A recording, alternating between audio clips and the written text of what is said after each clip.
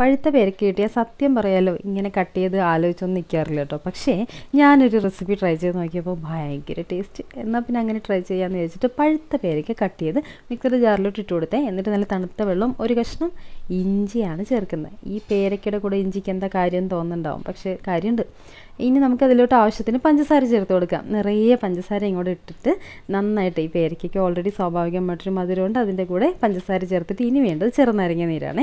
അതായത് നമ്മുടെ പേരയ്ക്ക കൊണ്ടൊരു ലെമണേഡാണ്. ലെമണേഡ് എന്നൊക്കെ പറയുമെങ്കിൽ നല്ല രസമുള്ളൊരു സംഭവമാണ് കേട്ടോ. ഇതിനൊരു ഭയങ്കര ടേസ്റ്റാണ്.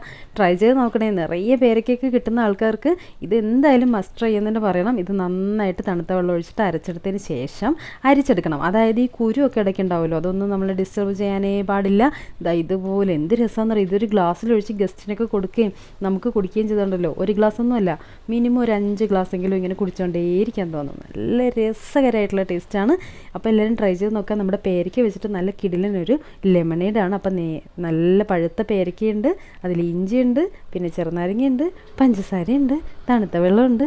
അയ്യോ കൊതിയായിട്ട് വയ്യ. ഇനി 2-3 ഐസ് ക്യൂബ് ഇതുപോലെ സ്ലോ മോഷനിൽ ഇട്ട് കൊടുത്തുണ്ടല്ലോ, സെറ്റായി. നല്ല ഇഷ്ടമുള്ള സിനിമയൊക്കെ വെച്ച് കണ്ടിട്ട് ഇതൊക്കെ ഇങ്ങനെ സിപ്പ് ചെയ്ത് ഇങ്ങനെ കുടിച്ചുകൊണ്ടിരിക്കുക ചൂട് സമയത്ത്. ഇത് രസമല്ലേ? അപ്പോൾ പഴുത്ത പേരയ്ക്കൊക്കെ തപ്പി വേഗം ഓടിച്ചാടി റെഡിയായി പോയി ഉണ്ടാക്കി നോക്കണേ. ട്രൈ ചെയ്യാതിരിക്കരുത്. ഇത് ഒരു അടാർ ഐറ്റം തന്നെയാണ്. ഓക്കെ.